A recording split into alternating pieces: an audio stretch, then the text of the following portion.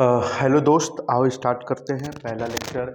Human health है disease का NCERT book को ही अपन फॉलो करेंगे, जो बात एनसीईआरटी बुक आपसे कह रही है बच्चों। ठीक है, सबसे पहले हेल्थ का डिफिनीसन समझते हैं कि व्हाट इज़ हेल्थ। हेल्थ का मतलब क्या होता है? तो हेल्थ का मतलब बच्चों physical, social, mental well being, इसी को अपन हेल्थ के नाम से पुकारते हैं।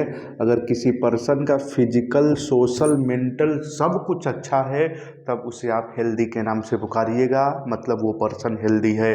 कभी कभी आप घूमते हुए रोड पे जाते हैं तो आपको भिखारी मिलता होगा, हट्टा कट्टा भिखारी, कभी कभी आपने देखा होगा। तो आपने कहा होगा ना उससे कभी कि साला देखने में तो इतने अच्छे हो, फिर काहे भीख मांग रहे हो? मतलब वो फिजिकली अच्छा है लेकिन मेंटली सोशल डिस्टर्ब है। सुशांत सिंह राजपूत का नाम आपने सुना था, वो फिजिकली भी अच्छा था, सोशल भी अच्छा था, लेकिन मेंटल खराब था।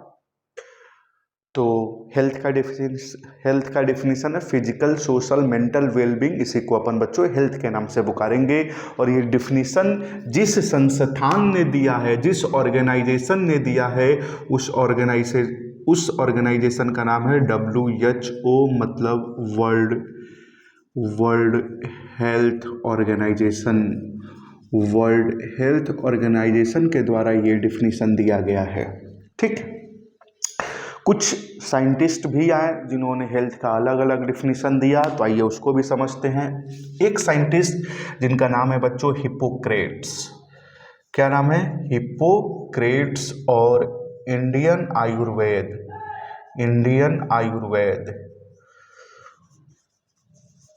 इंडियन आयुर्वेद, इन्होंने क्या हेल्थ का डिफिनीशन दिया? इन्होंने कहा कि हम उन पर्सन को हेल्दी मानेंगे जिनके अंदर बैलेंस ऑफ ह्यूमर होगा, जिनके अंदर बैलेंस ऑफ ह्यूमर होगा, उन पर्सन को हम हेल्दी मानेंगे।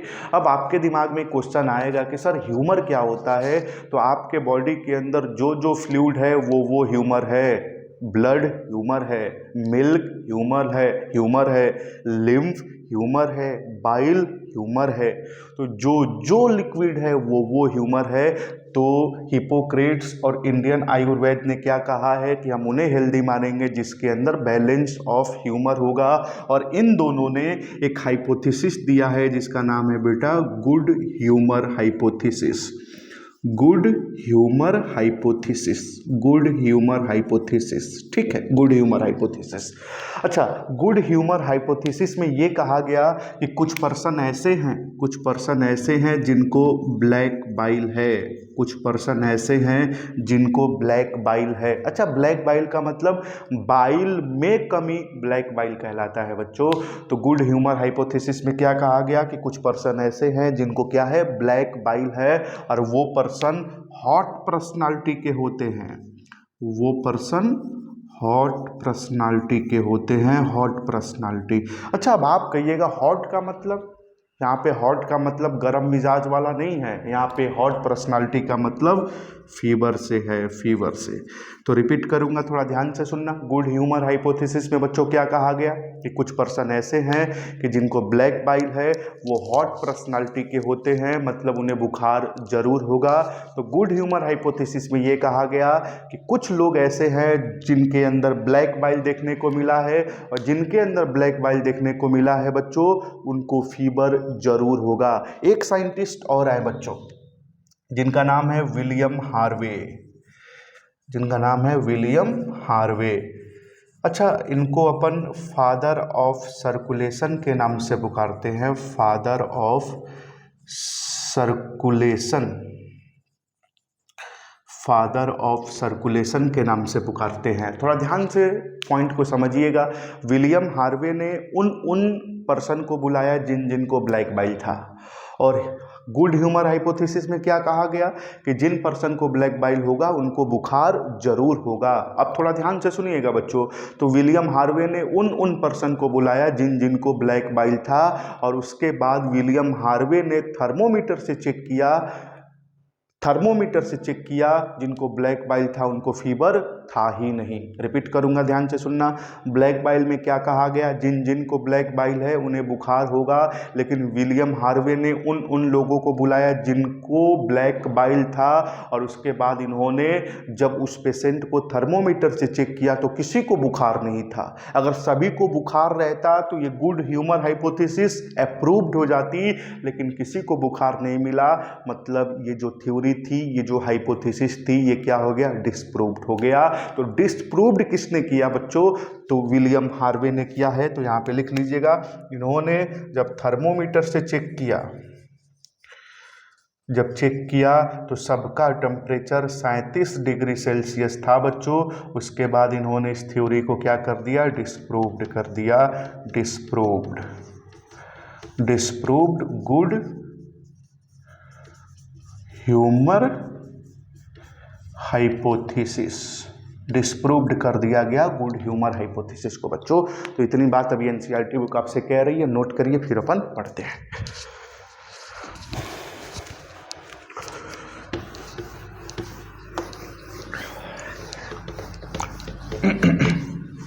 चलिए, हमारी बायोलॉजी क्या हेल्थ का डिफिनीशन देती है, हमारी बायोलॉजी हेल्थ का डिफिनीशन क्या देती है, जो आपका माइंड है, माइंड, अच्छा माइंड का मतलब बच्चों आप कहिएगा दिमाग, तो ब्रेन का मतलब फिर दिमाग, माइंड का मतलब होता है सोचना, सोच, मन।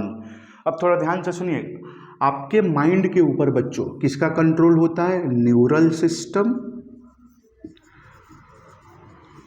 और किसका कंट्रोल होता है आपके माइंड के ऊपर, एंडोक्राइन सिस्टम। आपके माइंड के ऊपर न्यूरल सिस्टम और किसका कंट्रोल रहता है बच्चों, एंडोक्राइन सिस्टम। जब आपका माइंड के ऊपर न्यूरल सिस्टम, एंडोक्राइन सिस्टम का कंट्रोल रहता है तो आपका दिमाग अच्छे से काम करता है, और जब दिमाग अच्छे से काम करता है तो आप हेल्दी रहते हैं। तो रिपीट करूंगा, आपके माइंड के ऊपर किसका कंट्रोल, न्यूरल सिस्टम और एंडोक्राइन सिस्टम का, और ये दोनों मिलके बच्चों आपके इम्यून सिस्टम को मेंटेन करते हैं, और जब इम्यून सिस्टम मेंटेन रहेगा बच्चों तो आप भी हेल्दी रहिएगा। ठीक, तो अब हेल्थ का डिफिनीशन क्या कहा गया कि हमारे मन के ऊपर बच्चों न्यूरल सिस्टम, एंडोक्राइन सिस्टम का कंट्रोल रहता है, और ये दोनों कंट्रोल करके इम्यून सिस्टम को मेंटेन करते हैं, जिससे वो पर्सन हेल्दी रहता है। ठीक है, अब कौन कौन से ऐसे फैक्टर हैं जो हेल्थ को अफेक्ट करते हैं, कौन कौन से ऐसे फैक्टर हैं जो हेल्थ को अफेक्ट करते हैं।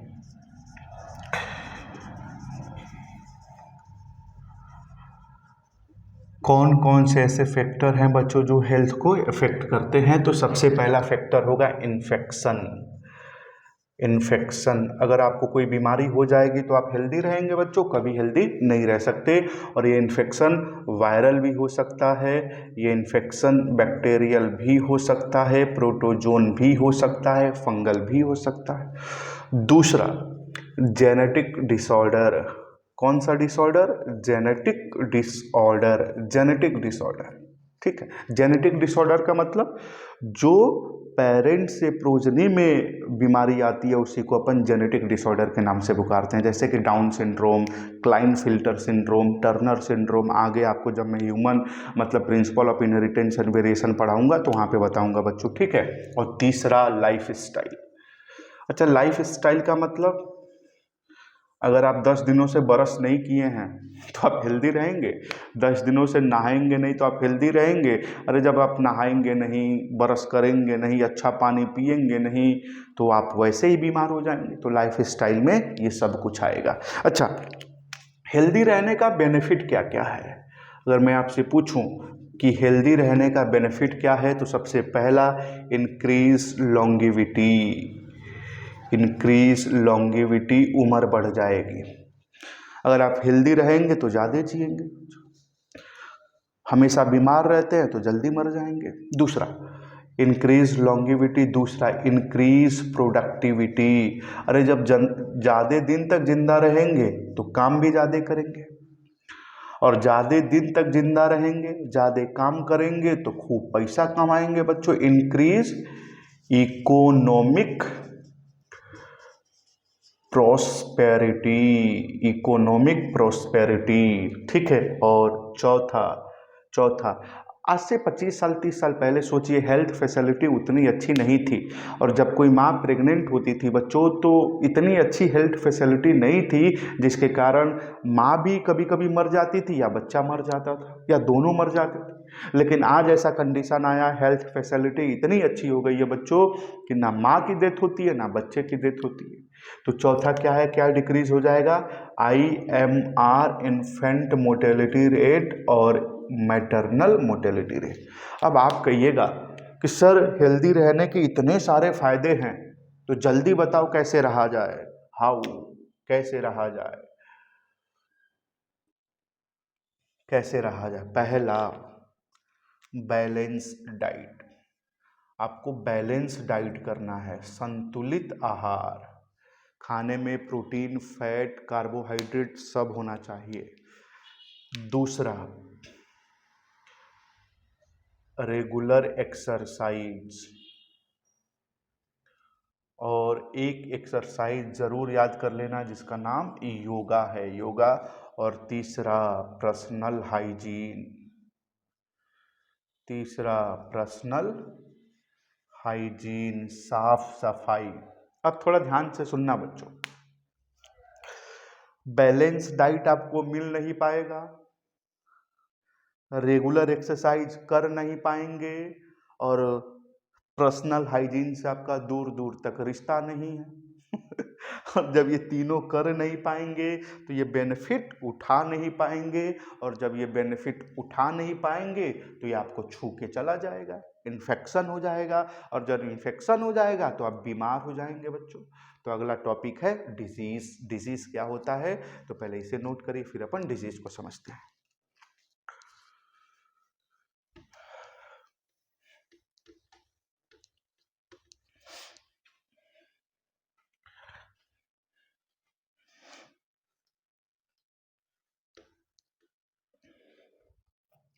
आइए सबसे पहले बच्चों अब डिजीज का डिफिनीशन एक बार समझ लेते हैं। डिजीज, डिजीज बीमारी, ठीक है। जब कोई बीमारी आपको होती है, कोई भी बीमारी, तो आपके कुछ ना तो कुछ ऑर्गन खराब हो जाते हैं या ऑर्गन सिस्टम खराब हो जाता है। ऑर्गन या ऑर्गन सिस्टम के खराब होने के वजह से आपके बॉडी के अंदर कुछ साइन एंड सिम्टम नजर आता है, जिसको अपन बीमारी के नाम से पुकारते हैं। जैसे कि एक बीमारी है बैक्टीरियल जिसका नाम है टाइफाइड, उसका पैथोजन है सल्मोनेला टाइफी, वो स्मॉल इंटेस्टाइन में जाता है।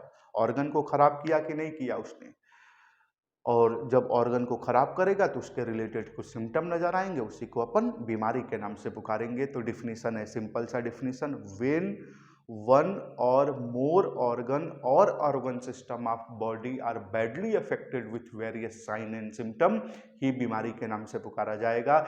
इतना बड़ा डिफिनीशन लिखने से कोई फायदा नहीं है, बस आपको लिख लेना है बच्चों कि जब जब पर्सन के अंदर, किसी पर्सन के अंदर वेरियस साइन एंड सिम्टम नजर आते हैं तो उसी को अपन बीमारी के नाम से पुकारते हैं, बीमारी के नाम से। दो टर्म, कुछ टर्म है जो आपको समझना जरूरी है। पैथोजन, अच्छा पैथोजन क्या होता है बच्चों? जो बीमारी करता है, मतलब डिजीज, डिजीज कॉजिंग ऑर्गेनिज्म को अपन पैथोजन के नाम से पुकारते हैं, पैथोजन। एक टर्म और आता है जिसका नाम है इनक्यूबेशन पीरियड, जिसका नाम है बच्चों इनक्यूबेशन पीरियड। अच्छा इनक्यूबेशन पीरियड क्या होता है एक बार समझिए। मान के चलिए आपको आज एक मॉस्क्यूटो ने बाइट किया, फीमेल एनोफिलिस ने बाइट किया, तो आज आपको बाइट करेगी तो आज ही मलेरिया हो जाएगा? नहीं, आज बाइट करेगी तो मलेरिया होने में 14 दिन लगता है। तो जिस दिन बाइट किया और जिस दिन पहला सिम्टम नजर आया वो पूरा पीरियड इंक्यूबेशन पीरियड कहलाएगा बच्चों। तो लिख लीजिए, जिस दिन एंट्री ऑफ पैथोजन हुआ, एंट्री ऑफ पैथोजन, पैथोजन की एंट्री हो रही है, और उसके बाद जब फर्स्ट सिम्टम नजर आएगा उसी को अपन बेटा किस नाम से पुकारते हैं? Incubation period. दो टर्म और समझना है, एक्यूट और क्रोनिक।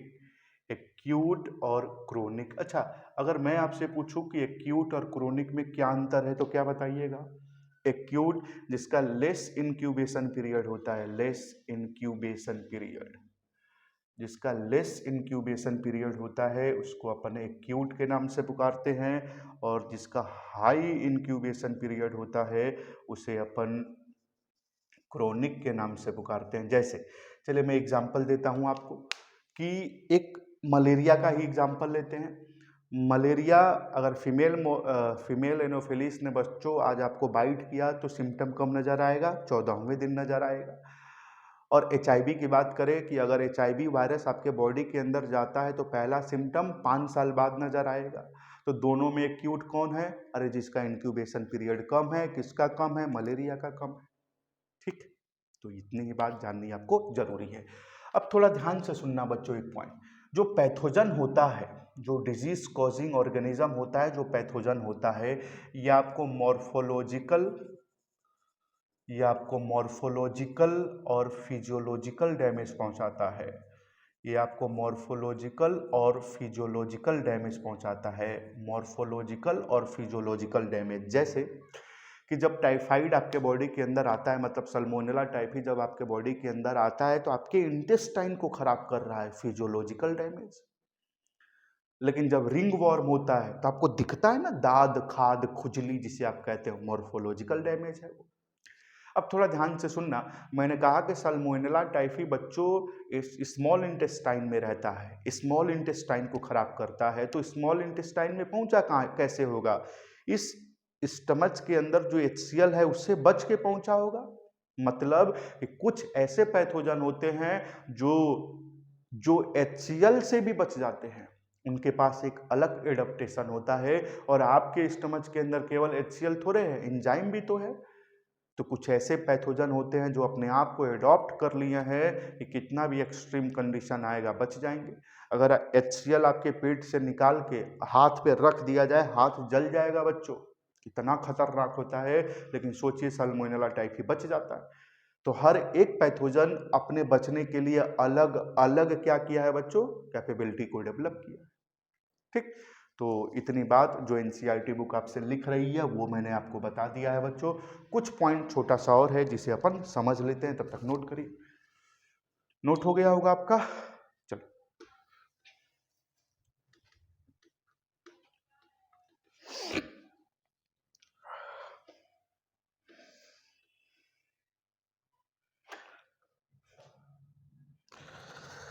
डिजीज दो तरीके की होती है बच्चों। जो डिजीज होती है बच्चों वो दो तरीके की होती है। एक को अपन जेनेटिक डिजीज और दूसरे को अपन एक्वायर्ड डिजीज के नाम से पुकारते हैं। Acquired disease. अच्छा, जेनेटिक जो मैंने आपको बताया है, जो बाई बर्थ ही प्रेजेंट हो, जो बाई बर्थ प्रेजेंट हो उसे जेनेटिक कहते हैं। और जन्म लेने के बाद जब आपने किसी डिजीज को ग्रहण किया है उसे एक्वायर्ड कहते हैं। अब एक्वायर्ड भी बच्चों दो तरीके का होता है। एक्वायर्ड भी दो तरीके का होता है। जैसे मलेरिया, क्या पेट में रहते हैं तभी हो जाता है? नहीं, आने के बाद आपने लिया। चलिए, एक्वायर्ड भी दो तरीके का होता है। एक होता है इन्फेक्शियस, तो दूसरा होता है बच्चों नॉन इन्फेक्शियस। इन्फेक्शियस का मतलब जो एक से दूसरे में फैल जाए, और नॉन इन्फेक्शियस का मतलब जो एक से दूसरे में ना फैले। चलिए मैं आपको एग्जांपल देता हूँ। कैंसर क्या है? इन्फेक्शियस की नॉन इन्फेक्शियस? नॉन इन्फेक्शियस है, ठीक है। कैंसर आएगा। स्मोकिंग नॉन इन्फेक्शियस है। डायबिटीज नॉन इन्फेक्शियस है बच्चों। लेकिन इन्फेक्शियस के अंदर अगर मैं एग्जांपल दूं तो मलेरिया हो गया इन्फेक्शियस है, टाइफाइड हो गया इन्फेक्शियस है, टाइफाइड हो गया, एड्स हो गया इन्फेक्शियस है, और निमोनिया हो गया इन्फेक्शियस है, निमोनिया हो गया इन्फेक्शियस। ठीक। अब इन्फेक्शियस डिजीज को भी दो भागों में डिवाइड किया जाएगा। एक का नाम है कंटेजियस, एक का नाम है बच्चों कंटेजियस, कंटेजियस, और दूसरे का नाम है नॉन कंटेजियस, नॉन कंटेजियस। अच्छा, जिसको आप गांव में छुआछूत कहते हैं ना, छुआछूत, वही कंटेजियस है। जिसको छूने से हो जाए, जैसे कि स्मॉल पॉक्स, चिकन पॉक्स अगर किसी को हुआ है, अगर आप उसको टच करेंगे तो आपको भी हो जाएगा। वो कंटेजियस है, लेकिन क्या किसी पर्सन को HIV हुआ है तो उसे छुइएगा तो HIV हो जाएगा? नहीं, नहीं हो सकता, नॉन कंटेजियस। ठीक है, तो इसके अंदर दो एग्जाम्पल लिख लो, एक हो गया स्मॉल पॉक्स और दूसरा हो गया स्मॉल पॉक्स और क्या हो गया, चिकन पॉक्स। और नॉन कंटेजियस के अंदर क्या हो गया बच्चों, एड्स हो गया, एड्स। तो आज इतना ही अपन पढ़ेंगे ह्यूमन हेल्थ एंड डिजीज के अंदर। कल अपन बैक्टीरियल डिजीज स्टार्ट करेंगे, टाइफाइड, निमोनिया और वायरल में एक डिजीज केवल दे रखा है कॉमन कोल्ड, उसे डिटेल में पढ़ेंगे बच्चों। तो आज के लिए इतना ही, फिर मिलते हैं अपन नेक्स्ट वीडियो में।